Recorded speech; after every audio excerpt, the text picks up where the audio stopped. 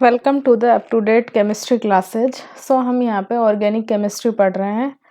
NEET और JEE के exams के लिए हम ऑर्गेनिक केमिस्ट्री पढ़ रहे हैं। वी लक्ष्मी मैम मेरा नाम है और मेरी क्वालिफ़िकेशन है MSc chemistry NET and GATE. आपने देखा होगा कि आपने ऑर्गेनिक केमिस्ट्री एनसीईआरटी के नोट्स भी पढ़ लिए, फिर भी ऑर्गेनिक के क्वेश्चन सॉल्व नहीं हो पाते क्योंकि अप्रोच नहीं आ पाता, रिएजेंट माइंड में नहीं आ पाते, सबस्ट्रेट पे कौन से पे रिएक्शन करना होता है, ये सब चीज़ें हमारे दिमाग में नहीं आती हैं। तो इन सब चीज़ों का आपको एक क्विक सॉल्यूशन के लिए कि किस प्रकार से आप सोचें, ये सब आपको इस लेक्चर में बताया जाएगा। So this is my qualification MSc chemistry NET and GATE qualified. Now हम देखते हैं, आज हम देखेंगे चैप्टर जो haloalkane and hello arene.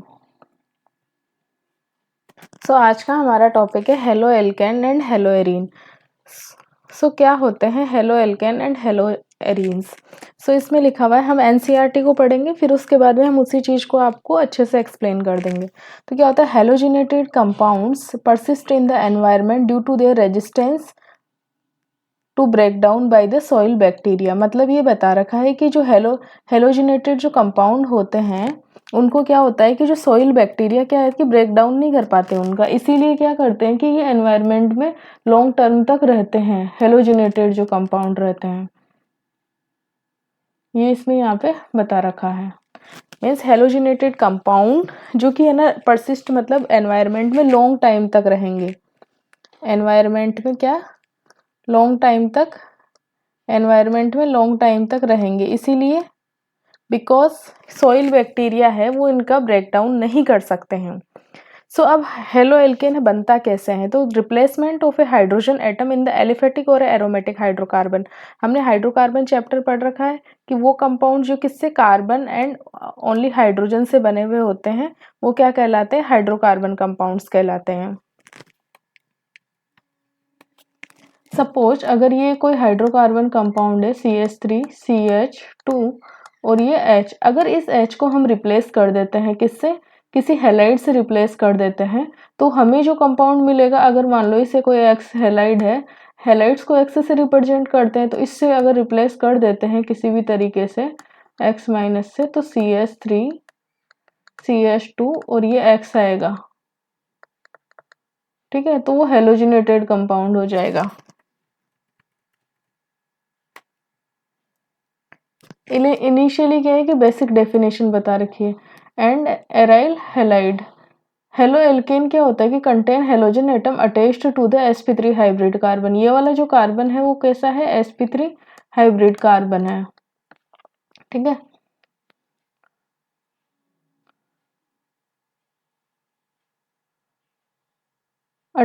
sp3 hybridised carbon of an alkyl group, whereas haloarenes में क्या होता है कि जो हेलोजन एटम होता है ना वो sp2 हाइब्रिड कार्बन से लगा हुआ रहता है।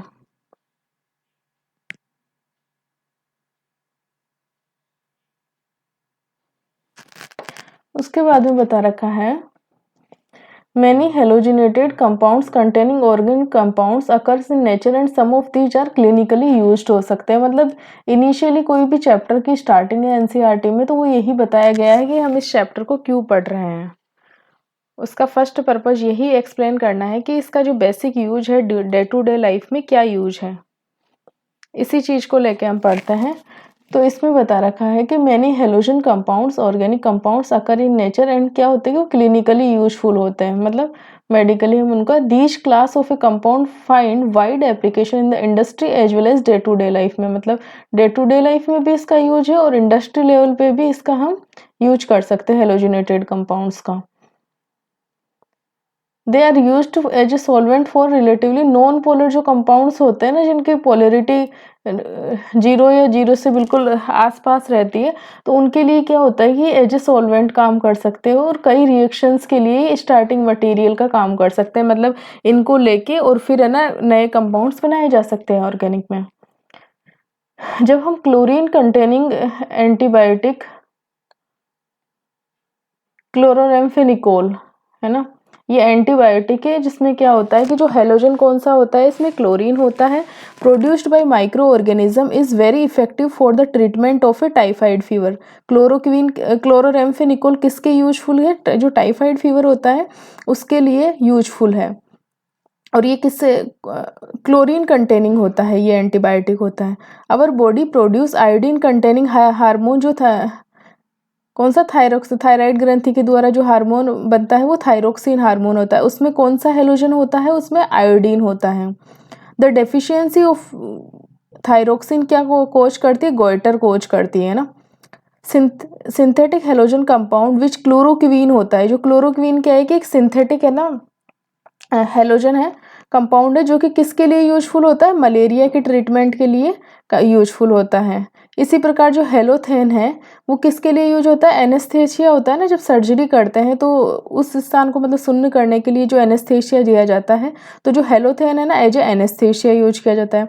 Certain fully fluoridated compounds are being considered potential, जो ब्लड सब्स्टिट्यूएंट्स होते हैं ना वो फ्लोरीन कंटेनिंग कंपाउंड होते हैं। तो ये हमें बताया गया है कि क्या बेसिक एप्लीकेशंस है जिसकी वजह से हम जो ये हेलो एल्केन या हेलो एरीन चैप्टर्स पढ़ते हैं।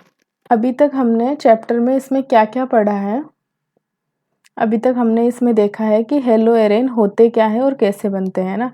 अब हेलो एल्केन बना रहा है, मतलब इसमें सिंपल सी बात है कि जो हाइड्रोकार्बन है ना, और हाइड्रोकार्बन का जो एक एच है वो किससे रिप्लेस हो जाएगा, हेलोजन से रिप्लेस हो गया, ये हेलोजन लग गया।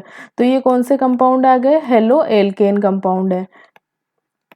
ये कार्बो ये हाइड्रोकार्बन से बन रहे हैं। और ये कौन से कंपाउंड है, अगर इसका एक एच है ना एक्स से रिप्लेस हो जाता है, एक्स क्या हो सकता है यहाँ पे, फ्लोरीन, क्लोरीन, ब्रोमीन और आयोडीन, इनमें से कुछ भी हो सकता है। अब इस वाले कार्बन का अगर हम हाइब्रिडाइजेशन देखते हैं इस एल्काइल ग्रुप का, तो ये sp3 हाइब्रिडाइज्ड है।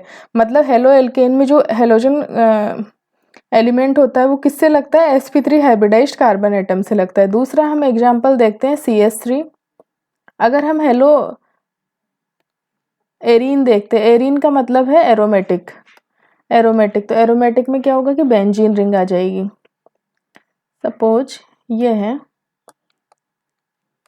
ये कोई बेंजीन रिंग है, तो इसका जो ये H है, अगर हम किसी हेलोजन हेलाइड से अगर रिप्लेस कर देते हैं किसी रिएक्शन के थ्रू, रिएक्शन हम आगे पढ़ेंगे कि कैसे प्रिपरेशन करी जाती है, तो ये क्या बन जाएगा, हेलो एरीन होगा।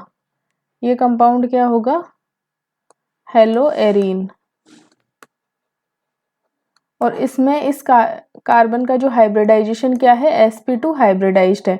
तो इसमें यही बताया गया है स्टार्टिंग में कि जो हेलो एल्केन होता है उसमें जो हेलोजन रहता है वो किससे लगा रहता है, sp3 कार्बन से लगा रहता है, sp3 कार्बन से लगा रहता है। और हेलो एरीन होता है उसमें जो हेलोजन है वो किससे लगा रहता है, sp2 कार्बन से अटैच्ड रहता है, sp2 कार्बन से अटैच्ड रहता है।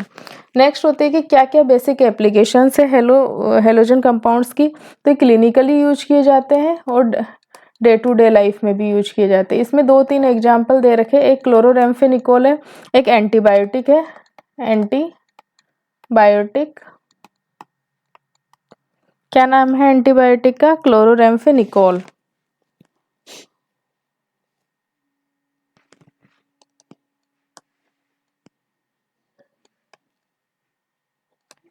क्लोरोएम्फेनिकोल। अब इसमें इसी से पता चल रहा है, इसी के नाम से ही पता चल रहा है, अलग से याद करने की नीड नहीं है कि इसमें क्लोरीन हो सकता है। देखो क्लोरोरेम्फेनिकोल ये इसका नाम है। तो यहाँ ये कौन सी एंटीबायोटिक है, क्लोरीन, इसमें हेलोजन कौन सा है, क्लोरीन कंटेनिंग, ये एक एंटीबायोटिक है। ठीक है, एक एग्जाम्पल और दे रखा है, और ये क्लोरोरेम्फेनिकोल जो एंटीबायोटिक है ये किससे बनती, किससे जनरेट होती है, ये एक सॉइल बैक्टीरिया होता है उनसे ये जनरेट होती है। और ये किसके लिए यूजफुल है, ये जो टाइफाइड फीवर होता है उसके इलाज के लिए, ये टाइफाइड फीवर में ये इलाज के लिए ये यूजफुल है। दूसरा जो कंपाउंड है जो कि है ना एज ए क्लिनिकली यूज किया जाता है, नेचुरली अगर हम देखें, जो थायरोक्सिन हार्मोन होता है जो थायराइड ग्रंथि से रिलीज होता है, उसमें कौन सा हेलोजन एलिमेंट रहता है, उसमें रहता है आयोडीन रहता है। तो ये आयोडीन कंटेनिंग हार्मोन है। अगर इसकी डेफिशिएंसी होती है तो इसकी डेफिशिएंसी से कौन सी डिजीज होती है? गोइटर डिजीज होती है। तीसरा इंपॉर्टेंट बता रखा है कि जो सिंथेटिक जो हेलोजिनेटेड कंपाउंड्स है, सिंथेटिक में कौन से? वो तो है ना नेचुरली पाए जा रहे हैं। अब सिंथेटिक में एक तो हमने पढ़ा है क्लोरोक्वीन, जो कि किसके लिए यूजफुल है? मलेरिया जो बुखार है उसमें इलाज के लिए यूजफुल है। अब इसमें क्लोरोक्वीन नाम है ना, तो इसमें पता चल रहा है कि इसमें है ना जो हेलोजन जो एलिमेंट होएगा वो कौन सा रहेगा? वो क्लोरीन कंटेनिंग होगा, है ना। ठीक है, ये किसके लिए यूजफुल है क्लोरोक्वीन? ये है मलेरिया के लिए यूजफुल है, मलेरिया के ट्रीटमेंट के लिए ये यूजफुल है। दूसरा आता है हेलोथेन। जो हेलोथेन है वो भी एक सिंथेटिक है ना हेलोजन कंटेनिंग कंपाउंड है, जो कि है ना सर्जरी होती है ना, सर्जरी के ड्यूरिंग क्या होता है कि जो एनेस्थेसिया के रूप में यूज लिया जाता है एज ए एनेस्थेटिक, मतलब वो सुन्न करने के लिए यूज लिया जाता है एज ए एनेस्थेटिक।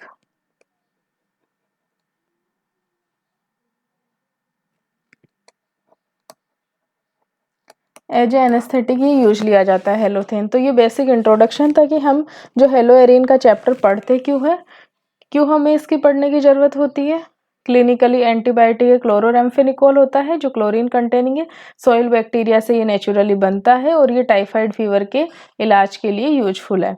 नेक्स्ट कौन सा है? थायरोक्सिन हार्मोन है, जो कि थायराइड ग्रंथि से रिलीज होता है और इसमें आयोडीन जो हेलोजन एलिमेंट होता है और ये इसकी डेफिशिएंसी से गोइटर डिजीज होता है। नेक्स्ट है सिंथेटिक में क्लोरोक्वीन आ जाता है और एक हेलोथेन आ जाता है। जो क्लोरोक्वीन है वो क्या है ना मलेरिया है उसके इलाज के लिए जरूरी होता, मतलब उसमें हेल्पफुल रहता है। और जो हेलोथेन है वो as a during the surgery as a anaesthetic के रूप में यूज लिया जाता है। अब जो नेक्स्ट है एनसीईआरटी में जो नेक्स्ट क्या है कि इसका जो हेलोजन्स है इनका क्लासिफिकेशन करना क्या है इम्पोर्टेंट। ये जो हेलोजन्स है इनका क्लासिफिकेशन। अब क्लासिफिकेशन किस किस बेसिस पे कर रहे हैं? पहले तो देख रहे हैं कि नंबर ऑफ हेलोजन एटम कितने हैं। जैसे एक कंपाउंड है, एक मॉलिक्यूल है, उसमें नंबर ऑफ हेलोजन एटम्स कितने हैं उस बेसिस पे कर रहे हैं। अगर एक हेलोजन हो तो मोनो हेलो एल्केन हो गया, अगर दो हेलोजन हो तो उसे बोलेंगे डाई हेलो एल्केन हो गया, क्योंकि ये एल्केन है। और अगर किसी एल्केन में अगर 3 हाइड्रोजन एटम्स है किसी एक्स से रिप्लेस हो जाते हैं तो वो क्या बनेंगे? ट्राई हेलो एल्केन बनेगा। दूसरा, अगर एरोमेटिक रिंग है और अगर उसमें एक हेलोजन प्रेजेंट है तो मोनो हेलो, अगर 2 हेलोजन प्रेजेंट है तो वो डाई हेलो हो जाएगा।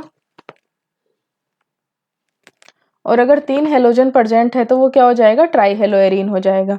Mono hello compounds may further be classified according to their hybridization of the carbon atom to which the halogen attached।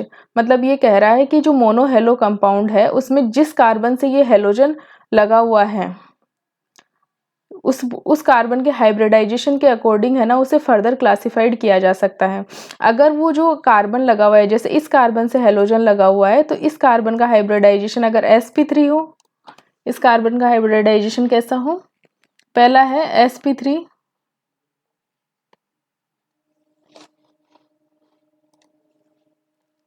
पहला है sp3 कार्बन से अगर लगा हुआ है तो ये जो कार्बन होगा इसका हाइब्रिडाइजेशन x है। और ये अब ये sp3 जो कार्बन है ये भी डिफरेंट टाइप का हो सकता है। ये अगर 1 डिग्री भी हो सकता है, ये कार्बन 2 डिग्री भी हो सकता है और ये कार्बन 3 डिग्री भी हो सकता है। 1 डिग्री का मतलब है कि ये जिस कार्बन से हेलोजन लगा हुआ है वो केवल एक ही कार्बन से जुड़ा हुआ है आगे, है ना। इसकी मतलब 2 जो वैलेंसीज है टेट्रा वैलेंसी में से 2 हाइड्रोजन से सेटिस्फाइड है। अगर 2 डिग्री कार्बन का मतलब है कि ये कोई कार्बन है, इस पे ये एक हेलोजन लगा हुआ है और इसकी जो 2 वैलेंसीज है वो 2 वैलेंसीज कार्बन से सेटिस्फाइड है, मतलब इस पे एक ही हाइड्रोजन होएगा। तो ये वाला जो कार्बन कैसा हो गया? 2 डिग्री कार्बन हो गया। 3 डिग्री कार्बन का मतलब है कि जैसे ये कोई कार्बन है और इसकी एक तो हेलोजन लग गया और बाकी जो रिमेनिंग 3 वैलेंसीज है वो किसी कार्बन से ही सेटिस्फाई हो रही है। तो जिस कार्बन से हेलोजन लगा हुआ है वो कार्बन कैसा हो जाएगा? 3 डिग्री कार्बन हो गया। तो इस बेसिस पे बताया गया है कि जो अगर sp3 हाइब्रिडाइज्ड कार्बन एटम से अगर हेलोजन लगा हुआ है तो वो sp3 हाइब्रिडाइज्ड कार्बन भी 3 प्रकार का हो सकता है। अगर एक ही कार्बन से जुड़ा हुआ है तो उसे बोलेंगे प्राइमरी अगर 2 कार्बन से जुड़ा हुआ है तो उसे बोल देंगे हम सेकेंडरी, और अगर 3 कार्बन एटम से अगर वो कार्बन जुड़ा हुआ है जिससे हेलोजन लगा हुआ है तो उसे बोल देंगे हम टर्शरी हैलाइड्स। तो इस प्रकार से ये अल्काइल हैलाइड है। दूसरा है एलाइलिक हैलाइड। एलाइलिक हैलाइड में क्या होता है कि जिस कार्बन से हेलोजन लगा हुआ है वो तो sp3 होता है, ये तो sp3 होता है, लेकिन इसके जो नेक्स्ट जो कार्बन होता है वो कैसा होएगा, वो sp2 हाइब्रिडाइज्ड कार्बन होएगा। These are the compounds in which the halogen atom is bonded to an sp3 hybridised carbon atom adjacent to the carbon carbon double bond. मतलब जिस कार्बन से लगा हुआ है हेलोजन, उसके जिस कार्बन से यहाँ पे हेलोजन लगा हुआ है उसका जो नेक्स्ट जो कार्बन कार्बन डबल बॉन्ड से ये जुड़ा हुआ रहेगा। जिस कार्बन पे हेलोजन लगा हुआ है उसका जो नेक्स्ट कार्बन जो बॉन्ड रहेंगे वो क्या रहेंगे, कार्बन कार्बन डबल बॉन्ड रहेंगे। तो इस टाइप के जो कार्बन, ये वाला जो कार्बन होता है ना जिसपे जिस कार्बन के नेक्स्ट अगर जो कार्बन कार्बन डबल बॉन्ड होता है तो ये वाला जो कार्बन होता है ना उसे बोलते हैं हम एलाइलिक कार्बन, एलाइलिक कार्बन बोलते हैं। ठीक है, अब इसी प्रकार से है ना, ये है, ये वाला कौन सा हो गया, एलाइलिक कार्बन से अगर हेलोजन लगा हुआ रहता है तो उसे हम क्या बोलते हैं, एलाइलिक हैलाइड्स बोलते हैं। नेक्स्ट आता है बेंजाइलिक। तो बेंजाइलिक क्या होता है, जैसे ये बेंजीन रिंग है, ये बेंजीन रिंग है, इस पे अगर ये CH3 ग्रुप लगा हुआ है, सपोज करो फर्स्ट CH3 लगा हुआ है, तो इसके एक हाइड्रोजन अगर किसी भी सब्स्टिट्यूएंट से, अगर यहाँ पे कोई भी अगर सब्स्टिट्यूएंट लगा हुआ हो तो ये वाला जो बेंजीन होगा ना, ये वाला इतना वाला, ये कौन सा होगा, बेंजाइलिक। इस वाली चीज को बोलेंगे अगर इसका एक हाइड्रोजन किसी अदर ग्रुप से अगर सब्स्टिट्यूएट हो जाता है, रिप्लेस हो जाता है, तो ये बेंजीन और ये जो CH2 ग्रुप ये पूरा क्या कहलाता है, इतना ये कहलाता है बेंजाइलिक कहलाता है। अब अगर यहाँ पे है ना हेलोजन लगा हुआ है, अगर कोई ग्रुप है वो हेलोजन है तो उसे हम बोल देंगे बेंजाइलिक हैलाइड्स बोल देंगे। ठीक है, तो जैसे ये बेंजीन रिंग है और ये इस पे ये X लगा हुआ है, इतना ये बेंजाइलिक ग्रुप कहलाता है, और अगर ये हेलोजन लगा हुआ है तो ये क्या कहलाएंगे, बेंजाइलिक हैलाइड्स कहलाएंगे। These are the compound in which the halogen atom is bonded to an sp3 hybridised carbon atom attached to an aromatic ring. अगर इस ये वाला जो कार्बन है ना, बेंजीन रिंग से लगा हुआ ये वाला कार्बन एटम है, इस पे हेलोजन लगा हुआ है, अगर इसकी 2 रिमेनिंग वैलेंसीज अगर हाइड्रोजन से सेटिस्फाई हो रही है तो 1 डिग्री हो जाएगा। और अगर इसी की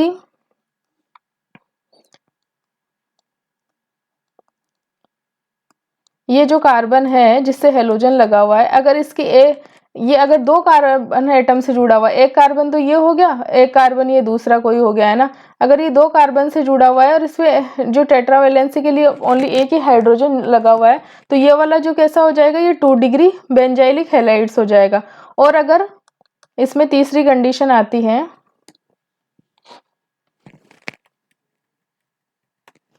इसमें तीसरी कंडीशन क्या आती है,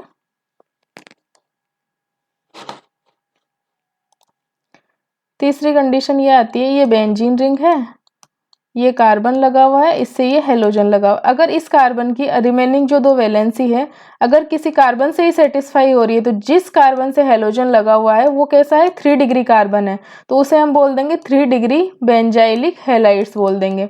तो इस प्रकार से हम क्लासिफिकेशन करते हैं हेलोजेंस का, हैलाइड कंपाउंड्स का, कि जिस कार्बन से हेलोजन लगा हुआ है, X लगा हुआ है, उसका वो sp3 हाइब्रिडाइज्ड है, या फिर sp3 हाइब्रिडाइज्ड है तो वो सिंपल कौन सा, अगर प्राइमरी सेकेंडरी और टर्शरी में कर देंगे अल्काइल हैलाइड्स है ना। और अगर उस कार्बन से जिससे हेलोजन लगा हुआ है उसके नेक्स्ट अगर carbon carbon double bond present है तो जिस कार्बन से हेलोजन लगा हुआ वो एलाइलिक कार्बन होगा, और इस प्रकार के जो हैलाइड्स होंगे उन्हें एलाइलिक हैलाइड्स बोल देंगे। अगर बेंजाइलिक ग्रुप से अगर हैलाइड X लगा हुआ है तो इस प्रकार के हैलाइड्स को क्या बोलेंगे, बेंजाइलिक हैलाइड्स बोलेंगे।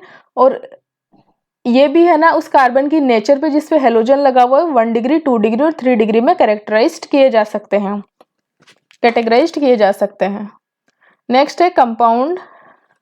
अब जो क्या होता है कि पहले हमने पढ़ा था, इतना सब कुछ पढ़ा था, इसे ब्रीफ में कर देते हैं। क्लासिफिकेशन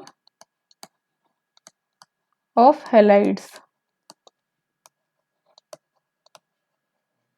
फर्स्ट तो देखा, फर्स्ट वाला देखा हमने नंबर ऑफ हेलोजेंस, कि कितने एक कार्बन पे कितने हेलोजन्स किसी कंपाउंड में कितने हेलोजन्स प्रेजेंट है, उस बेसिस पे देखा। तो उसमें हमने बोला मोनो हेलो, डाई हेलो और ट्राई हेलो। अब ये मोनो हेलो कंपाउंड है जिसमें केवल एक ही हेलोजन प्रेजेंट है, इसमें क्या है कि ओनली वन हेलोजन है, ओनली वन एक्स है ना। तो इसको है ना फर्दर जिस कार्बन से ये एक्स लगा हुआ है उसके बेसिस पे है ना फर्दर कैटेगराइज्ड किया जा सकता है। अगर सपोज करो जिस कार्बन से ये लगा हुआ है ये हेलोजन, अगर इसका नेचर कैसा है sp3 हाइब्रिडाइज्ड है, ठीक है, तो ये फिर कैटेगराइज्ड किया जा सकता है। एक तो कैसा होगा जो सिंपल होएगा, इसी कार्बन के नेचर के अकॉर्डिंग देख लेंगे कि 1 डिग्री है, 2 डिग्री है, 3 डिग्री है, मतलब प्राइमरी, सेकेंडरी और टर्सरी। दूसरा है अगर ये जिस कार्बन से हेलोजन लगा हुआ है अगर उससे पहले अगर कार्बन कार्बन डबल बॉन्ड लगा है तो ये वाला जो कार्बन होगा ये एलाइलिक कार्बन होगा, एलाइलिक कार्बन होगा। इस कार्बन से अगर हेलोजन लगा हुआ है तो इस टाइप के जो हैलाइड्स होंगे वो क्या कहलाएंगे, एलाइलिक हैलाइड्स कहलाएंगे, ठीक है। नेक्स्ट आता है कि अगर ये जो कार्बन है जिस कार्बन से इसी कैटेगरी में ये कार्बन है ना, इसी से हैलाइड्स लगे हुए हैं, इससे ये हेलोजन लगा हुआ है ना, और ये इसके पहले इस कार्बन से पहले एक बेंजीन रिंग लगी हुई है, ये बेंजीन रिंग लगी हुई है। तो इस टाइप के ये क्या होता है कि ये ग्रुप होता है बेंजाइलिक ग्रुप होता है। अगर इसके दो वैलेंसी,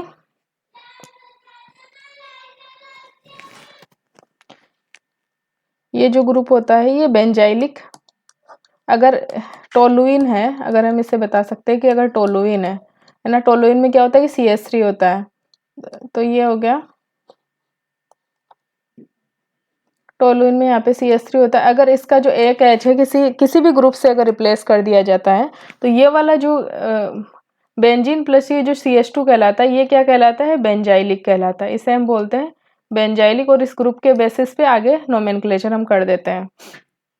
तो तीसरा जो बेंजाइलिक है ना, इसमें ये बेंजीन रिंग है, जैसे नाम से पता चल रहा है बेंजीन, फिर CH2 और फिर ये X, ठीक है। तो ये कैसे होंगे, बेंजाइलिक हैलाइड्स हो गए। तो इस टाइप के जो हैलाइड्स होंगे ये बेंजाइलिक हैलाइड्स होंगे। अगर इस कार्बन का अब नेचर कैसा है, अगर ये 1 डिग्री है, अगर 1 डिग्री है तो इस पे कितने 2 हाइड्रोजन लगे रहेंगे। अगर ये 2 डिग्री है तो इस पे ओनली 1 हाइड्रोजन लगा रहेगा। और अगर ये 3 डिग्री कार्बन होगा तो इस पे हाइड्रोजन नहीं होगा, हाइड्रोजन होगा ही नहीं। तो इसके बेसिस पे हम इसे फर्दर क्लासीफाई कर सकते हैं कि जो बेंजाइलिक हैलाइड्स है वो 1 डिग्री है, प्राइमरी है, सेकेंडरी है या टर्शरी है। नेक्स्ट क्लासिफिकेशन यहाँ पे दिया गया है। तो नेक्स्ट टाइम बताएंगे कि अगर जिस कार्बन से हेलोजन लगा हुआ है, जिस कार्बन से हेलोजन लगा हुआ है अगर वो sp2 हाइब्रिडाइज्ड है और अगर वो एलिफेटिक है, एलिफेटिक का मतलब ओपन चेन हो गया,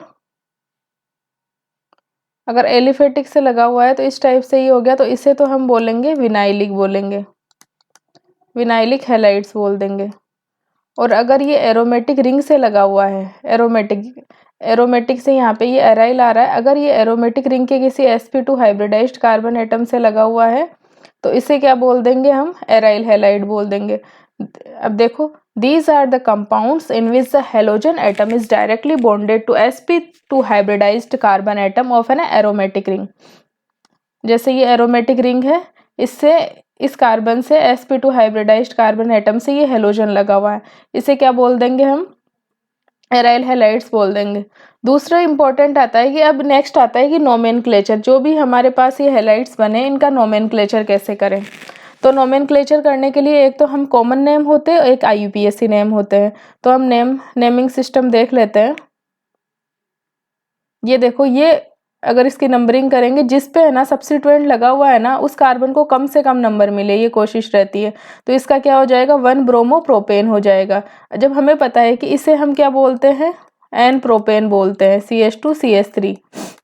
तो इसे क्या, इसका जो कॉमन नेम हो जाएगा वो क्या हो जाएगा, नॉर्मल, एन मतलब नॉर्मल, और ये इसे बोल देंगे एल्केन होता है ना, उसका है ना एल्केन का ये एन हटा के यहाँ पे हम लगा देते हैं वाई लगा देते हैं। जैसे कि है ना ये सब्स्टिट्यूएंट लगा है तो ये प्रोप प्लस एन होता है एल्केन में, तो नाम अगर इसमें हम करेंगे नोमेनक्लेचर कॉमन नेम में तो प्रोपाइल कर देंगे, इसकी जगह क्या लगा देते हैं, YL लगा देते हैं, ठीक है। जैसे कि अभी ये है, इसका IUPAC नोमेनकल्चर करेंगे तो इसे नंबरिंग करेंगे कि 1 2 3, तो 2 पोजीशन पे क्या है, क्लोरो लगा हुआ है, तो इसका नाम हो जाएगा 2 क्लोरोप्रोपेन हो जाएगा। अब ये इसका हमें पता है कि जो आइसो ग्रुप होता है, आइसो ग्रुप कौन सा होता है, ये CH3, ये CH और ये CH3, अगर किसी में भी अगर ये ग्रुप प्रेजेंट हो तो हम इस ग्रुप को क्या बोलते हैं, आइसो ग्रुप बोलते हैं। क्या बोलते हैं, आइसो ग्रुप बोलते हैं। अब यहाँ पे हेलोजन लगा हुआ है तो इस टाइप के को आइसोप्रोपेन बोलते हैं ना, अगर नॉर्मली वे से देखा जाए तो। अब यहाँ पे है ना एज एल्काइल, यहाँ पे सब्स्टिट्यूएंट्स में मतलब जो एल्केन है ना उसका ANE हटा के YL कर देते हैं तो एल्काइल बोलते हैं ना इसे, एल्काइल। तो इसे इसका क्या नाम हो जाएगा, आइसोप्रोपाइल क्लोराइड नाम हो जाएगा। इसी प्रकार ये है, इसे 1 नंबरिंग देंगे। हम कोशिश यही करते हैं कि जो सब्स्टिट्यूएंट लगा हुआ है इससे कम से कम नंबरिंग मिले, 1 2 3 4। तो यहाँ पे क्या है कि 1 पे क्लोरो है, यहाँ पे देख लेंगे कि एम किससे आ रहा है, अल्फाबेट के M लेटर से आ रहा है, और क्लोरो कहाँ से आ रहा है, C से आ रहा है। तो सबसे पहले हम लिखेंगे क्लोरीन का, तो 1 क्लोरो 2 मिथाइल और प्रोपेन हो जाएगा। और ये वाला जो ग्रुप है, ये वाला कौन सा ग्रुप है, आइसो ग्रुप है, और इसका जो कॉमन नेम बनेगा वो आइसोब्यूटेन बनेगा, और इसमें जो सब्स्टिट्यूएंट है क्लोराइड उसका नाम लिख देंगे, ठीक है। अब ये एरोमेटिक जो एरोमेटिक एल्काइल हैलाइड है उनका नाम है, तो एरोमेटिक में जो इसका क्या नाम है, देखो ब्रोमीन सब्स्टिट्यूएंट लगा हुआ है और ये बेंजीन रिंग है, तो इसका जो नेम हो जाएगा वो क्या हो जाएगा, ब्रोमोबेंजीन हो जाएगा। अब ये 2 सब्स्टिट्यूएंट लगे हुए हैं, 2 ब्रोमीन लगे हुए, इनकी रेस्पेक्ट में अगर पोजीशन देखें तो इसे अगर इप्सो पोजीशन पे मान ले तो ये पोजीशन हो गई ऑर्थो हो गई, और ये जिस पे ब्रोमीन लगा हुआ है वो मेटा हो गई है ना, ठीक है। तो इसका कॉमन नेम में बोल देंगे मेटा डाइब्रोमोबेंजीन। और IUPAC नेम में देखेंगे तो 1 2 और 3 तो 1 3 डाइब्रोमोबेंजीन इसका नाम हो जाएगा। नेक्स्ट ये है, अभी इसे सिमेट्रिकल ये दिख रहा है कि सिमेट्रिकल है, जैसे इधर से भी जाता है तो 1 2 3 पोजीशन पे, इधर से भी 1 2 3 पोजीशन पे, यहाँ से भी अगर देखते हैं तो 1 2 3 पोजीशन पे ये ब्रोमीन है, तो इसे बोल देंगे सिमेट्रिक ट्राइब्रोमोबेंजीन बोल देंगे कॉमन नेम में। और IUPAC नेम में अगर इसकी नंबरिंग करेंगे तो 1 2 3 4 5 6, तो इसका नाम हो जाएगा 135 ट्राइब्रोमोबेंजीन हो जाएगा। इसी प्रकार ये 2 एग्जाम्पल और दिए हुए हैं, तो 1 2 3, अगर अभी तक तो जो पोजीशन थी हेलोजन की वो 1 नंबर पे ही थी, अभी यहाँ पे मिडल में आ रही है। तो सबसे पहले लिखेंगे सब्स्टिट्यूएंट का नाम लिखेंगे 2 पोजीशन के सहित, 2 ब्रोमो प्रोपेन नाम हो जाएगा, 3 कार्बन की रिंग है। अब इस वाले की इसकी नंबरिंग करते हैं इस वाले की, तो इसकी नंबरिंग कैसे होएगी, इसकी नंबरिंग होएगी 1 2 3। तो अब ये मिथाइल है, मिथाइल का अल्फाबेट के M लेटर से आ रहा है, और ये क्लोरो का C से आ रहा है, तो पहले क्लोरो का नाम लिखा जाएगा विद इसकी पोजीशन, तो 1 क्लोरो 2 2 डाई मिथाइल, और ये प्रोपेन इसका नाम हो जाएगा। अब ये वाला नोमेनक्लेचर तो क्या है कि नॉर्मल सा है, हर जगह आता है। अब जो नेक्स्ट इंपॉर्टेंट है वो है, अगर ये देखो जेम डाइहेलाइड क्या होता है और विसिनल डाइहेलाइड क्या होता है, तो ये जो डाइहेलोजेंस का होता है ना इनका नोमेनक्लेचर होता है। अगर डाइहेलोजन में दोनों हेलोजन क्या हो, सेम से हो, पहली कंडीशन तो क्या है, दोनों हेलोजन जैसे या तो दोनों क्लोरीन हो या दोनों फ्लोरीन हो, दोनों ब्रोमीन हो या दोनों आयोडीन हो, दोनों क्लोरीन हो, और अगर एक ही कार्बन पे लगे हुए हो, है ना, आगे चेन हो, तो इस प्रकार के जो होते हैं ना ये क्या कहलाते हैं, जेम डाइहेलाइड कहलाते हैं, जेम डाइहेलाइड कहलाते हैं।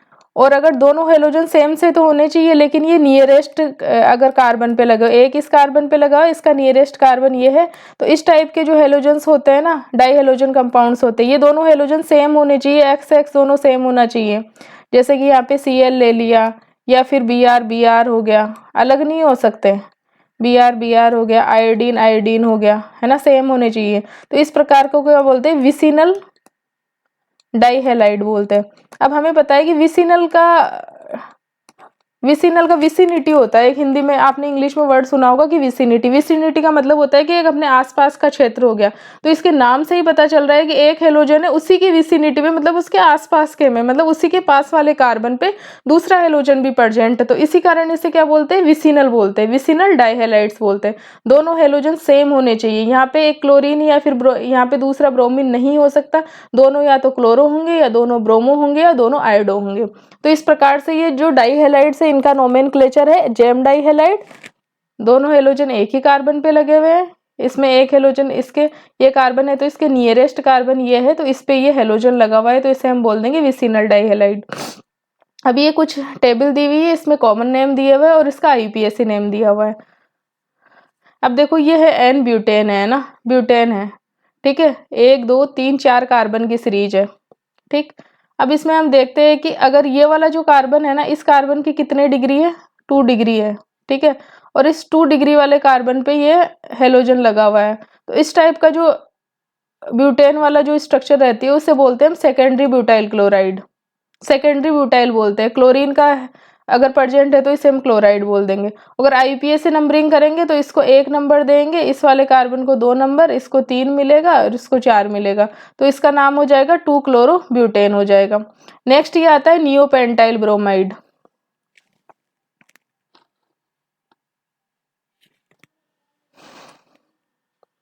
अब ये जैसे एन ब्यूटेन होता है, एन ब्यूटेन क्या होता है, C4H10 होता है ब्यूटेन, है ना। अगर इसका एक हाइड्रोजन X से रिप्लेस कर दिया जाता है तो वो क्या बन जाता है, C4H9X बन गया, है ना, ठीक है। अब ये कार्बन कार्बन की स्ट्रेट चेन ले लेते हैं और अगर इस वाले कार्बन पे अगर हम यहाँ पे हेलोजन लगा देते तो इस कार्बन की डिग्री क्या है, 2 डिग्री है। बाकी वैलेंसीज किससे सेटिस्फाई कर देंगे, हम हाइड्रोजन से सेटिस्फाई कर देंगे। तो ये 2 डिग्री जो हेलाइड 2 डिग्री कार्बन पे क्या लगा हुआ है, इस 2 डिग्री कार्बन पे, इस 2 डिग्री कार्बन पे क्या लगा हुआ है, हेलोजन लगा हुआ है। तो इसके अकॉर्डिंग इसका जो कॉमन नेम आएगा ना वो क्या आएगा, सेकेंडरी ब्यूटेन है तो उससे ब्यूटाइल बन जाएगा, एल्काइल ग्रुप का जो ब्यूटाइल और हेलाइड, इसका ये कॉमन नेम आएगा। अगर इसी C4H9 ये काफी इंपॉर्टेंट है, ये देख लेना कि कैसे स्ट्रक्चर बनती है। अगर C4H9 X है अपने पास, ये X कुछ भी हो सकता है, अगर ये कार्बन है, ये कार्बन है, इस पे हेलोजन लगा हुआ है और इस कार्बन को 3 अदर कार्बन से जोड़ देते हैं। टोटल कार्बन हमारे पास 4 है, जिस कार्बन पे हेलोजन लगा हुआ है उसको 3 अदर कार्बन से जोड़ देते हैं। बाकी वैलेंसीज हम किससे सेटिस्फाई कर देंगे, हाइड्रोजन से सेटिस्फाई कर देंगे। अब यहाँ पर हम देख रहे हैं कि इस कार्बन की डिग्री कितनी है, 3 डिग्री है, तो इसका जो कॉमन नेम होएगा, इसका कॉमन नेम होएगा टर्शरी। इस 3 डिग्री कार्बन के अकॉर्डिंग जिस पे हेलोजन प्रेजेंट है वो 3 डिग्री कार्बन है, तो टर्शरी। और ये 4 कार्बन की है तो इस ब्यूटाइल और ये हेलाइड, ये इसका कॉमन नेम हो जाएगा। तो ये काफी इंपॉर्टेंट। एक होता है नियो ग्रुप, कि कब हम नियो जो कॉमन नेम ले सकते हैं। तो नियो के लिए कॉमन नेम लेने के लिए एक होता है, अगर कार्बन है, एक कार्बन है, उसके चारों वैलेंसीज है ना कार्बन से सेटिस्फाई हो रही हो, तो यहाँ पे तो CH3 आ जाएगा, यहाँ पे CH3 आ जाएगा, यहाँ पे। और ये वाला एक कार्बन है जिसकी चारों वैलेंसीज कार्बन से सेटिस्फाई हो रही हो और उसी से जुड़े हुए कार्बन से, इसे 4 डिग्री कार्बन है ये, ठीक है, और इसके इसी से 4 डिग्री कार्बन से जुड़े हुए कार्बन हो गया जिसपे 2 तो हाइड्रोजन लगे हुए और इसके अलावा आगे कुछ भी ग्रुप लगा हुआ हो। तो ये जो जिस स्ट्रक्चर में ये ग्रुप प्रेजेंट होगा, ये इतना ग्रुप प्रेजेंट होगा ना, उसके कॉमन नेम में हम आगे नियो लगा सकते हैं। मतलब एक कार्बन हो जो कि 4 डिग्री हो, मतलब चारों तरफ चारों वैलेंसीज कार्बन से सेटिस्फाई हो रही है और उसी कार्बन से जुड़ा हुआ 4 डिग्री कार्बन से जुड़ा हुआ एक जो कार्बन एटम होगा उसकी 2 वैलेंसीज तो हाइड्रोजन से सेटिस्फाई हो रही हो और उसी की एक वैलेंसी पे अगर यहाँ पे कुछ भी ग्रुप हो तो उसके नोमेनक्लेचर के पहले हम यहाँ पे नियो प्रीफिक्स यूज कर सकते हैं कॉमन नेम में। अब सपोज करो हमारे पास हम हेलाइड्स पढ़ रहे हैं तो यहाँ पे हेलो होगा, तो इसका जो कॉमन नेम हो जाएगा नियो। 5 कार्बन होंगे इसमें, देखो 1 2 3 4 5, नियो पेंटाइल हेलाइड इसका कॉमन नेम हो जाएगा। IPSC नेम काफ़ी ईजी है, वो कोई भी कर सकता है। नेक्स्ट आता है विनाइल हैलाइड। तो विनाइल हैलाइड के लिए क्या होता है कि जो sp2 हाइब्रिडाइज्ड कार्बन एटम से ये CH और इससे अगर यहाँ हेलोजन लगा हो तो इस वाले ग्रुप को क्या बोलते हैं हम, विनाइल ग्रुप बोलते हैं। और ये हेलोजन लगा हुआ है तो इसका जो कॉमन नेम हो जाएगा ये विनाइल हैलाइड हो जाएगा। X यहाँ पे कुछ भी हो सकता है, Cl हो सकता है, Br हो सकता है, I हो सकता है, कुछ भी हो सकता है। नेक्स्ट है एलाइल ग्रुप किसे बोलते हैं, दो carbon C double bond CH2 double bond CH उससे लगा हुआ एक कार्बन और फिर इस कार्बन से है ना, ये जो इतनी स्ट्रक्चर होती है ना इसे हम बोलते हैं एलाइल, एलाइलिक बोलते हैं, इसे एलाइल बोलते हैं। अब इससे कोई हेलोजन लगा हुआ होगा तो वो क्या हो जाएगा, एलाइलिक हैलाइड हो जाएगा। ये एलाइलिक हैलाइड हो गया। नेक्स्ट आता है अगर कोई बेंजीन रिंग है, बेंजीन रिंग पे अगर यहाँ पे CH3 लगा हुआ रहता है तो इसे हम क्या बोलते हैं, टोलुइन बोलते हैं। ये क्या होता है, टोलुइन होता है। अगर इसी टोलुइन के किसी भी पोजीशन पे, ये क्या है, टोलुइन है, अगर इसकी ऑर्थो पोजीशन पे अगर हमने क्लोरीन लगा दिया तो इसका कॉमन नेम क्या हो जाएगा, ortho chloro टोलुडीन, ortho chloro toluene इसका कॉमन नेम हो जाएगा। ठीक है, ये क्या हो जाएगा, इसका टोलुइन के अगर किसी भी पोजीशन पे अगर मेटा पोजीशन पे लगाएंगे तो मेटा क्लोरोटोलुइन हो जाएगा, पैरा पोजीशन पे लगाएंगे तो पैरा क्लोरोटोलुइन हो जाएगा। नेक्स्ट आता है ये बेंजीन रिंग है, इसमें ये जो टोलुइन है ये टोलुइन था। ठीक है, अगर इसका एक H हटा दिया जाए, ये एक H हटा के अगर इसके कोई भी ग्रुप लगा दिया जाए तो जो ये इतना पार्ट है ना ये क्या कहलाता है, बेंजाइलिक पार्ट कहलाता है। और इसमें जो भी ग्रुप लगा हुआ हो उसके अकॉर्डिंग नोमेनक्लेचर कर देंगे। सपोज हमारे यहाँ पे हैलाइड X लगा हुआ है तो इसे बोल देंगे बेंजाइलिक हैलाइड बोल देंगे।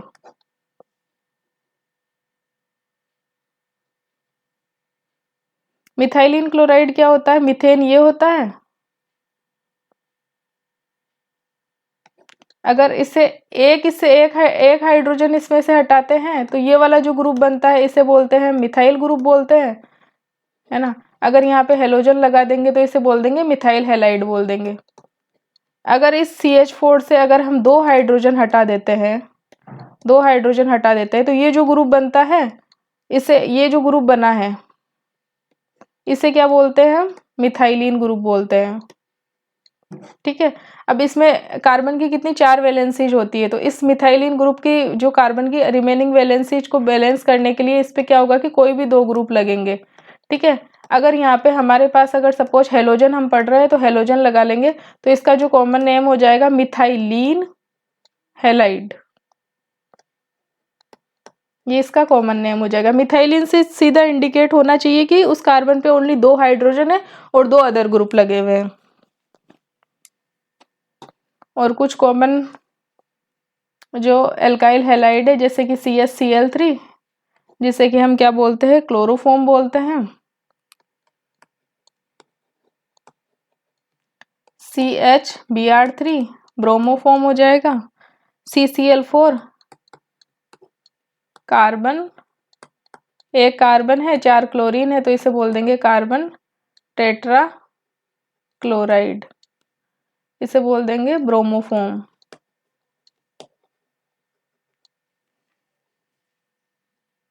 एक एग्जाम्पल और बता रखा है NCERT में, ये प्रोपेन होता है। प्रोपेन की स्ट्रक्चर क्या होती है, CH3 CH2 3 कार्बन का ये प्रोपेन होता है।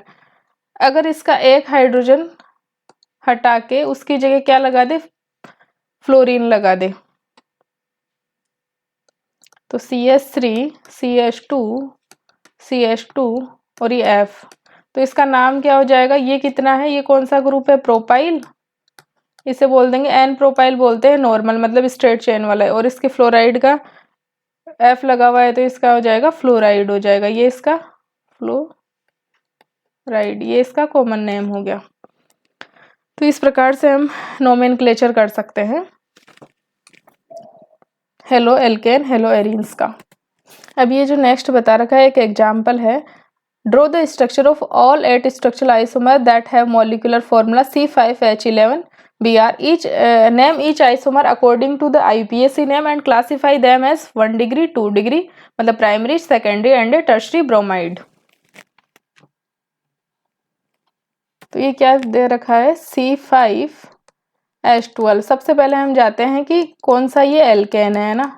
ठीक है, तो इस एल्केन के कितने आइसोमर है पहले हम वो देखेंगे, फिर एक एक आइसोमर से कितने जो हेलो एल्केन बन सकते हैं, क्योंकि एक हेलोजन लगा हुआ है. तो पहले तो सबसे पहले तो देखेंगे कि इसके खुद के कितने आइसोमर होते हैं. जैसे कि वो था C5H11X. तो इस X को हटा के देखेंगे कि इसका कौन से पेरेंट एल्केन से ये बना है. तो ये पेरेंट एल्केन कौन सी है इसकी, ये पेंटेन है. कौन सी है, पेंटेन है. तो सबसे पहले तो पेंटेन के कितने आइसोमर होते हैं वो देखेंगे, फिर प्रत्येक आइसोमर से C5H11 के कितने आइसोमर बनते हैं. ये हमारी अप्रोच रहती है इस टाइप के सॉल्यूशन के लिए. तो सबसे पहले तो क्या होगा कि पांचों कार्बन एक स्ट्रेट चेन में लगा देंगे. एक तो ये हो जाएगा, इसे बोल देंगे एन पेंटेन, बोल देंगे नॉर्मल पेंटेन. दूसरे आइसोमर क्या होगा कि इसका 4 तो स्ट्रेट चेन में लगा देंगे. अब एक है ना ब्रांचिंग देनी है, तो एक ब्रांचिंग हम यहाँ पे देवे चाहे यहाँ पे देवे, एक ही आइसोमर बन रहा है, तो यहाँ पे हमने ब्रांचिंग दे दी. रिमेनिंग जितनी भी वैलेंसीज है वो हम हाइड्रोजन से सेटिस्फाई कर देंगे. ये CH3, ये CH2, ये CH2, ये CH2 और ये CH3. ठीक है, तो इस वाले में अगर आप यहाँ देख सकते हैं ये कौन सा ग्रुप है, ये है आइसो ग्रुप है.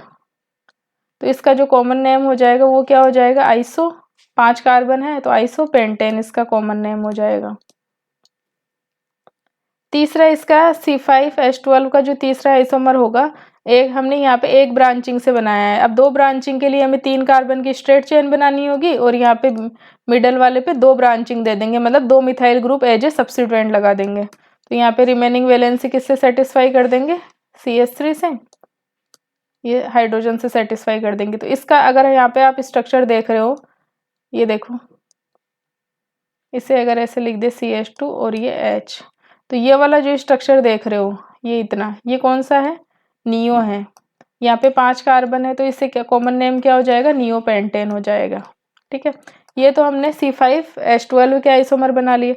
अब अगर हम यहाँ पे देखते हैं कि अगर इसमें एक हाइड्रोजन को हटा के क्या लगाना है हमें, यहाँ पे लगाना है हमें एक हाइड्रोजन को हटा के हमें लगाना है हेलाइड, लगाना है हेलोजन लगाना है, जो कि कौन सा है, ब्रोमीन है. अगर अब इस वाले से देखते हैं कि एन पेंटेन से हमें कितने आइसोमर मिल सकते हैं. अगर यहाँ पे ब्रोमाइड लगाए तो एक आइसोमर मिलेगा, और यहाँ पे लगाए तो दूसरा आइसोमर मिलेगा, और यहाँ पे लगाए तो तीसरा आइसोमर मिलेगा. तो मतलब एन पेंटेन से हमें कितने आइसोमर मिल जाएंगे, 3 आइसोमर मिल जाएंगे. आइसोपेंटेन में अगर यहाँ पे अगर हेलोजन लगाए तो एक आइसोमर मिलेगा, मतलब ए टाइप का बोल देते, ए मिलेगा. अगर इस वाले कार्बन पे लगाए तो बी मिलेगा. यहाँ पर भी लगाते हैं ना तो ए टाइप का ही मिलेगा, और यहाँ से सी टाइप का आइसोमर मिलेगा, यहाँ से डी टाइप का आइसोमर मिलेगा. तो इससे कितने 4 आइसोमर मिल गए आइसोपेंटेन से. नियोपेंटेन में अगर यहाँ पे आइसोमर ब्रोमाइड लगाया तो भी वही मिलेगा, यहाँ पे लगाया तो भी ए टाइप का ही मिलेगा, इस वाले कार्बन पे लगाया तो भी ए टाइप का मिलेगा, और इस वाले कार्बन पे लगाया तो भी ए टाइप का मिलेगा. तो इससे नंबर ऑफ आइसोमर कितने हो गए, 1 हो गए. तो टोटल कितने हो गए, 8 आइसोमर हो गए. तो C5H11Br के टोटल कितने आइसोमर हो गए, 8 आइसोमर हो गए. इस प्रकार से हम आइसोमर कैलकुलेट कर सकते हैं. नेक्स्ट ये बता रखा है कि राइट द IUPAC नेम. तो इनका भी हम IUPAC नेम लिख सकते हैं. यहाँ पे सबसे पहले ये देखा जाएगा कि जो कार्बन कार्बन डबल बॉन्ड है ना, उसे लोवेस्ट नंबरिंग किस साइड से मिल रही है, ये चीज़ देखी जाएगी. तो जैसे इस वाले को इस साइड से करते हैं तो 1 2 3 कार्बन कार्बन जो नंबरिंग होती है उसमें कार्बन कार्बन डबल बॉन्ड को प्रायोरिटी दी जाती है अवर हेलो सब्स्टिट्यूएंट्स. जो नंबरिंग होती है उसमें हेलो सब्स्टिट्यूएंट से ऊपर कार्बन कार्बन डबल बॉन्ड को प्रायोरिटी दी जाती है. तो इसमें देखो इधर से करने नंबरिंग करने पे 1 2 मिलेगा और इधर से करने पे भी 1 2 मिलेगा. तो इसकी अब अगर दोनों तरफ से सेम नंबरिंग मिल रही है तो फिर उस साइड से हम जाएंगे जिससे कि है ना हेलोजन को भी कम नंबरिंग मिले. सॉरी यहाँ से होगा, ये लॉन्ग चेन यहाँ से होगी। तो यहाँ से इधर से 1 2 3 मिल रहा है, इससे 1 2 मिल रहा है, तो इधर से नंबरिंग करेंगे 1 2 3 4 5। तो इसका नाम हो जाएगा, 4 पे ब्रोमो है और 5 कार्बन की है, पेंट टू इन। तो क्या नाम हो गया, 4 ब्रोमो पेंट टू इन हो गया।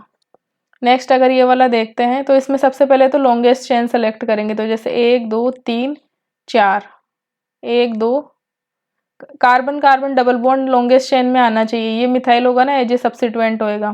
तो 1 2 3 4 इधर से नंबरिंग, तो इस इधर से पाई बॉन्ड को कौन सा मिल रहा है, एक ही नंबरिंग मिल रही है, 1 2 3 और ये 4। तो इसका क्या नाम हो जाएगा, 3 पे ब्रोमो है, 2 पे मिथाइल है। तो सबसे पहले हम ब्रोमो का लिखेंगे क्योंकि ये बी अल्फाबेटिक लेटर बी से आ रहा है। तो 3 ब्रोमो 2 मिथाइल एंड ये 4 कार्बन की है, तो ब्यूट 1 इन क्या है, 3 ब्रोमो, यहाँ पे इसका नाम लिखा हुआ है, ये 3 ब्रोमो 2 मिथाइल ब्यूट 1 इन। इसी प्रकार थर्ड वाले का देखते हैं। तो पहले तो लॉन्गेस्ट चेन देखेंगे, लॉन्गेस्ट चेन में कार्बन कार्बन डबल बॉन्ड आना चाहिए। तो देखो 1 2 3 4 और ये 5। अब इधर से देखो 1 और 2 नंबरिंग मिल रही है, पाई बॉन्ड को है ना, कार्बन कार्बन डबल बॉन्ड को यहाँ से 2 मिल रहा है। अगर इधर से हम करते हैं तो 1 2 3 मिलता है, तो हम यहाँ इसी साइड से करेंगे क्योंकि 2 नंबर इधर से नंबरिंग कम मिल रही है। फिर यहाँ पे 3 आ जाएगा, यहाँ पे 4 आ जाएगा, यहाँ पे 5 आ जाएगा। ये मिथाइल सब्स्टिट्यूएंट है, ये ब्रोमो सब्स्टिट्यूएंट है। बी पहले आता है अल्फाबेटिक लेटर में, तो लिखेंगे पहले 4 ब्रोमो 3 मिथाइल पेंट 2 इन। तो ये रहा 4 ब्रोमो 3 मिथाइल पेंट 2 इन। नेक्स्ट ये है, इसको एक बार हम वैसे भी डिटेल से आपको बता देते हैं तो समझ में आ जाएगा। यहाँ पे आपको समझा देते हैं। जैसे ये है CH3 है,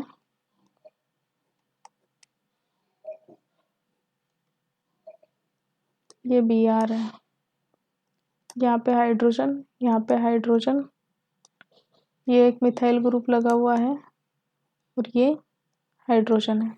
ठीक है, तो यहाँ पर हम सबसे पहले करेंगे कि नंबरिंग देखेंगे। यहाँ पे देखो इस साइड से अगर नंबरिंग करते हैं, देखो इस साइड से करते हैं 1 और 2 नंबरिंग मिलती है, मतलब पाई बॉन्ड को 2 नंबरिंग मिली। इस साइड से भी हम करते हैं तो 1 और 2 नंबरिंग मिल रही है, लेकिन इस साइड से करने पे ये जो ब्रोमो सब्स्टिट्यूएंट है इसे भी 1 नंबर मिल रहा है ना, 1 नंबर मिल रहा है जिस कार्बन से ये लगा हुआ है। तो इस साइड वाली नंबरिंग को हम प्रीफर करेंगे, ये वाली हम प्रीफर नहीं करेंगे। ठीक है, तो ये हो जाएगा 3 हो जाएगा और ये 4 हो जाएगा। तो मतलब 4 कार्बन की ये पेरेंट चेन है, इसमें है ना 1 पोजीशन पे, यहाँ पे 2 पोजीशन पे मिथाइल लगा हुआ है, 1 पोजीशन पे ब्रोमो लगा हुआ है, B4 ब्रोमो।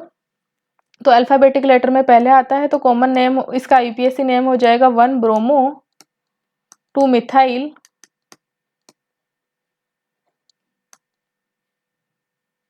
ब्यूट 2 इन। ये इसका क्या हो जाएगा, IUPAC नेम हो जाएगा। ठीक है, तो सबसे पहले अब नेक्स्ट एग्जाम्पल और देख लेते हैं। तो हमें क्या देखना है, सबसे पहले तो है ना लॉन्गेस्ट चेन सेलेक्ट करनी है ना, लॉन्गेस्ट चेन सेलेक्ट करनी है। उस लॉन्गेस्ट चेन में क्या होना चाहिए, कार्बन कार्बन डबल बॉन्ड होना चाहिए। ठीक है, और फिर उस लॉन्गेस्ट चेन में देखते हैं कि इसको क्या होता है कि इसको लोवेस्ट नंबरिंग मिले, लोवेस्ट नंबर मिले इसको, अवर लोवेस्ट नंबर मिले। अवर क्या होता है कि जो हैलाइड्स होते हैं ना, इसमें अगर प्रायोरिटी दी जाती है तो कार्बन कार्बन डबल बॉन्ड को ज़्यादा प्रायोरिटी दी जाती है देन हैलाइड से, तो इसे लोवेस्ट नंबर मिले पाई बॉन्ड को। फिर उसके बाद में देख लिया जाता है कि जो सब्स्टिट्यूएंट लगे रहते हैं उनमें अल्फाबेटिक ऑर्डर के अकॉर्डिंग उनकी पोजीशन सहित हम नाम लिख देते हैं। तो नेक्स्ट एग्जाम्पल देखते हैं इसका, CH3 C double bond H H, ये Br। ठीक है, इसमें हम देखते हैं, देखो इस साइड से देखते हैं 1 2 मिल रहा है नाम, इस पाई बॉन्ड को किसी 2 नंबरिंग मिल रही है। अगर इस साइड से भी देख रहे हैं तो भी 2 नंबरिंग मिल रही है, लेकिन इस साइड से नंबरिंग करने पे जो ब्रोमो है उससे कितना, जिस कार्बन एटम पे ब्रोमीन लगा हुआ है उससे कितना नंबर मिल रहा है, उसे मिल रहा है 1 नंबर मिल रहा है, मतलब लोवेस्ट प्रायोरिटी। अगर दोनों तरफ से अगर पाई बॉन्ड को अगर है ना सेम नंबरिंग मिल रही है तो फिर हम जाएंगे कि जो हेलो सब्स्टिट्यूएंट है उसे भी कम नंबर मिले, सेकंड कंडीशन हमारी ये हो जाएगी। तो अगर इस साइड से आते हैं देखो तो 3 इस साइड, अगर इनसे डिफरेंट कलर से लिख ले लेते हैं,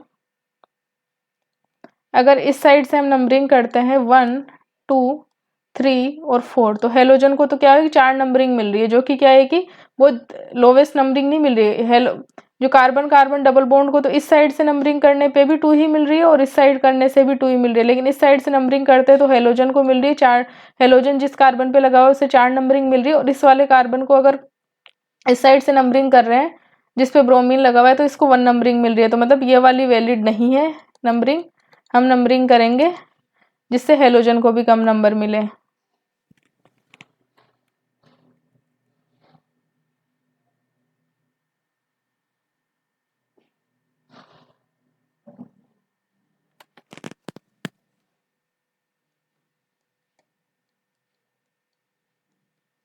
इसको हम,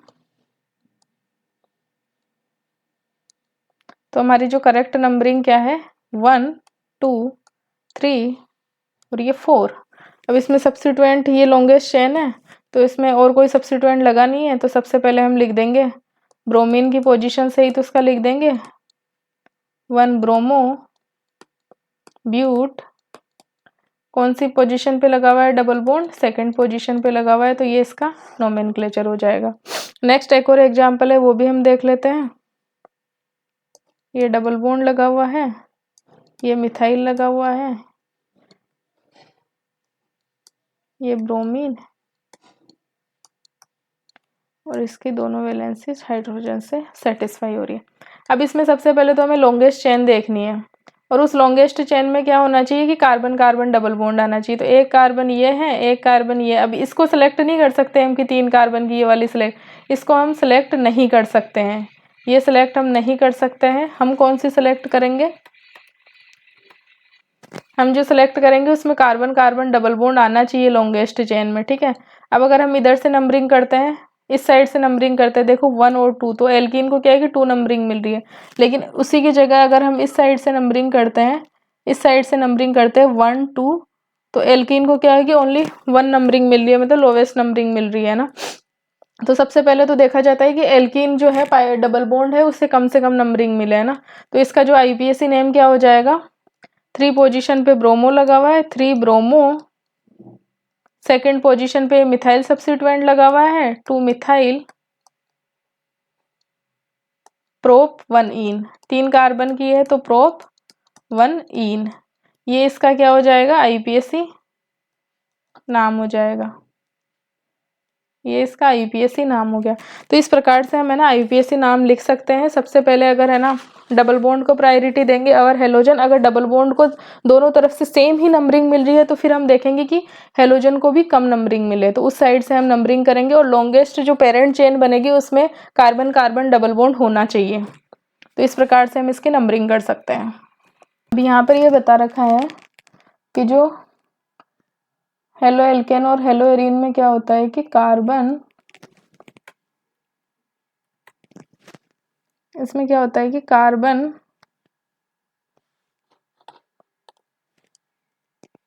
क्या होता है, कार्बन और हेलोजन बॉन्ड रहता है। तो हेलोजेंस की इलेक्ट्रोनेगेटिविटी पता है कि इलेक्ट्रोनेगेटिविटी का ऑर्डर क्या होता है, हेलोजेंस की ग्रेटर देन होती है देन कार्बन।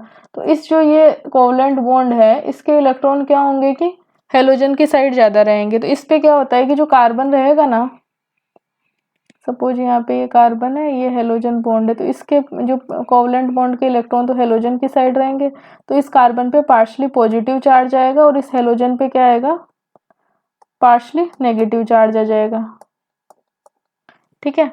अब यहाँ क्या करते हैं कि हम है ना हेलोजेंस की अगर हम देखते हैं तो जो अप टू डाउन जाने पे फ्लोरीन क्लोरीन ब्रोमीन आयोडीन, तो अप टू डाउन जाने पे क्या होता है कि इनकी साइज है ना हेलोजेंस की क्या होती है कि साइज इंक्रीज होती है। इसी कारण क्या होता है कि जो सी एक्स बॉन्ड लेंथ है, सी एक्स बॉन्ड लेंथ है वो अप टू डाउन जाने पे क्या होती है कि इंक्रीज होती है, बॉन्ड लेंथ क्या होती है कि इंक्रीज होती है, ठीक है। यहाँ पे कुछ एग्जाम्पल्स दे रखे हैं, जैसे कि ना ये है CH3F,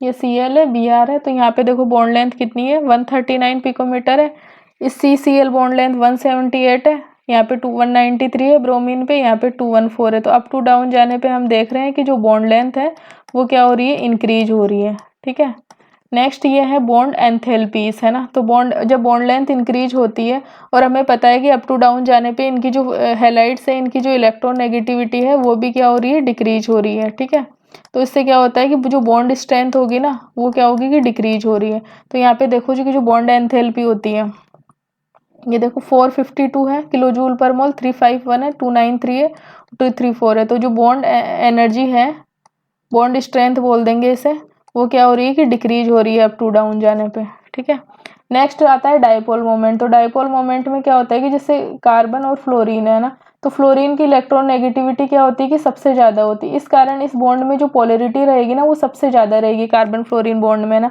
और अप टू डाउन जाने पे क्या होता है कि इलेक्ट्रॉन नेगेटिविटी डिक्रीज होती है, तो जो पोलरिटी होती है ना सी कार्बन हेलोजन बॉन्ड में, वो क्या होती है कि डिक्रीज होती है। तो यहाँ पे देख सकते हैं 1.847 डिबाई है, यहाँ पे 860 हो गई, फिर 830 हो गई, 636 हो गई, है ना।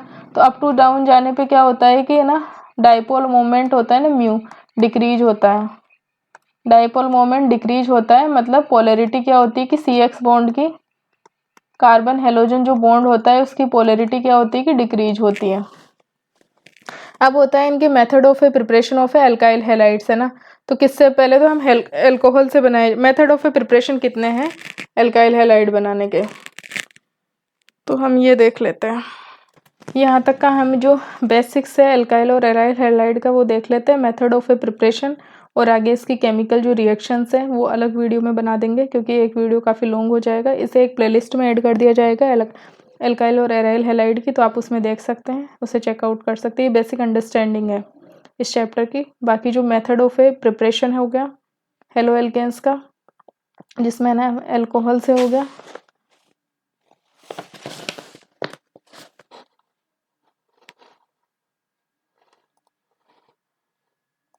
ये हो गया एल्कोहल से हो जाएगा, फिर हाइड्रोकार्बन से हो जाएगा जिसमें कि एल्कीन से हम करते हैं, ये हाइड्रोकार्बन में एल्केन से, फिर एल्कीन से बनाएंगे, फिर उसके बाद में फिर हेलोजन एक्सचेंज, ये 3-4 रिएक्शन है हेलोजन फॉर्मेशन की। फिर उसके बाद में प्रिपरेशन ऑफ हेलो एरिन्स की देख लेंगे। ठीक है, 3-4 रिएक्शंस इसकी आ जाएगी। फिर ये कुछ एग्जाम्पल्स हैं, फिर फिजिकल प्रॉपर्टीज देख लेंगे, क्या मेल्टिंग बॉइलिंग पॉइंट का इनका ऑर्डर रहता है। फिर उसके बाद में इनकी केमिकल रिएक्शन होगी, रिएक्शन ऑफ हेलो एल्केन जिसमें nucleophilic substitution, illumination, reaction with metals, ये 3-4 रिएक्शंस ये देख लेंगे। SN2 मैकेनिज्म कैसे क्या होती है वो सब चीज़ें।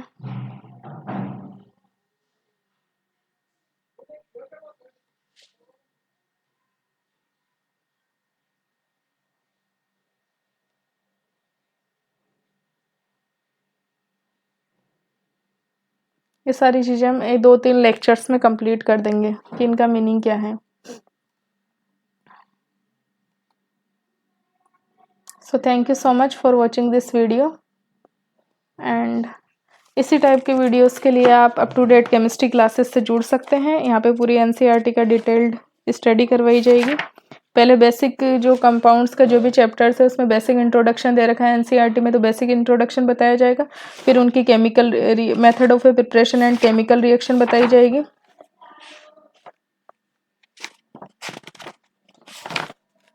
So thank you so much for watching this video.